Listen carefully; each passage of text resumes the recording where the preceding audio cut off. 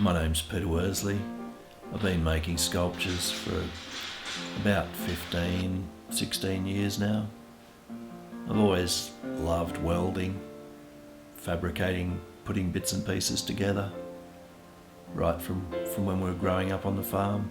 Whenever it was a rainy day, we were always in the shed making gates, or really enjoy working with metal. Love getting old bits and pieces and creating interesting sculptures from what otherwise would have been some scrap metal heading off to China. When I first started, I was just making small sculptures for our garden. I started making little insects. You can actually have too many sculptures in your backyard. I was approached by a local winery to sell some through their cellar door. It's very satisfying when somebody you've never met likes some of your work and decides to buy it.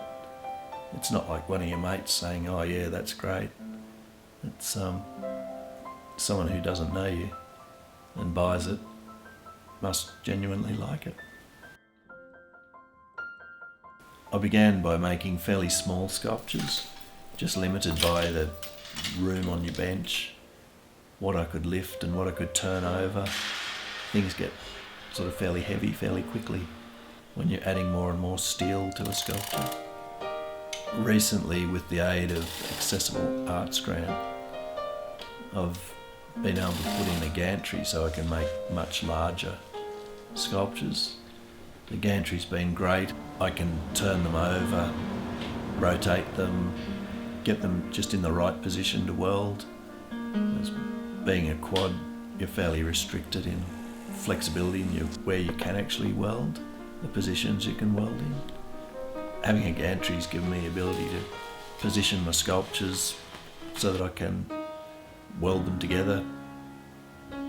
Having an electric chain block, even without the gantry, I'm using now for even small sculptures, just picking them up and repositioning, just getting the same as the big sculptures, just getting them in the right position, getting welds in the right spot.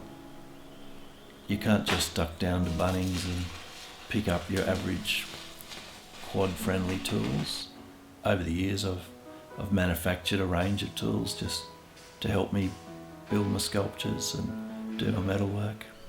Things as simple as chipping off slag and wire brushing, cleaning, bending the steel, just shaping it, to things as simple as modifying a power hacksaw, modifying the vise so that you can use it independently. It's no fun if you're constantly asking someone for help. The ability to go up to the shed and make a sculpture without help from anywhere from outside, it's just a great feeling. Time just seems to stand still when I'm making sculptures. Having the gantry now has opened up a whole world of possibilities with the types of sculptures I'll be able to make. For a start, they'll be far bigger. My large sculptures now are only limited by the diagonal width of the roller door on my shed.